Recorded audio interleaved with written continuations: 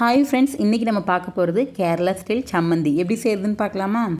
2 spoon துவரம்பருப்பு, 1 spoon உளுந்து, கொஞ்சமாக தேங்காய், 1/2 ஸ்பூன் கடலைப்பருப்பு, புளி, 4-5 வரமிளகாய், கருவேப்பிலை, 10 பல்லு பூண்டு, கட்டி பெருங்காயம் இருந்தால் அதையும் சேர்த்துக்கோங்க. கடாயில் கொஞ்சமாக தேங்காய் எண்ணெய் சேர்த்துக்கோங்க. தேங்காய் எண்ணெய் சேர்த்தா ஃப்ளேவர் டேஸ்ட் ரெண்டுமே ரொம்ப நல்லாயிருக்கும். இது கூட ஒரு 5 வரமிளகா உங்கள் காரத்துக்கு ஏற்ற மாதிரி மிளகா சேர்த்துக்கோங்க. லைட்டாக சேர்த்து ஃப்ரை பண்ணிவிட்டு இதை தனியாக எடுத்து வச்சுக்கோங்க. எல்லாத்துக்கூடையும் சேர்த்து வணக்கும் போது இது ரொம்ப கருகிடும்.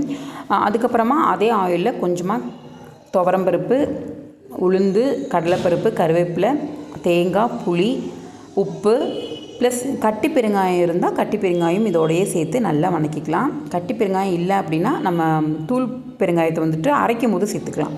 இதெல்லாம் சேர்த்து நல்லா வறுக்கும் போது நல்ல ஒரு அரோமா வரும். அந்த அரோமா வந்ததுக்கப்புறமா இதை கூல் டவுன் பண்ண விட்டுடலாம்.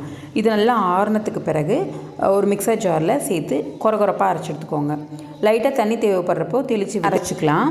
உங்களுக்கு கொரகொரப்பாக வேணும் அப்படின்னா லைட்டாக தண்ணி தெளித்து கொஞ்சம் ஒரு மாதிரி மாவு மாதிரி வரும்போதே ஆஃப் பண்ணிடலாம். தேங்காய் பிரின்னு இருக்கும். அந்த ஸ்டேஜில் ஆஃப் பண்ணிட்டிங்கன்னா சுடு சாப்பாட்டு கூட போட்டு சாப்பிடும்போது ரொம்ப நல்லாயிருக்கும். இன்றைக்கி நான் சட்னி மாதிரி செய்கிறேன்.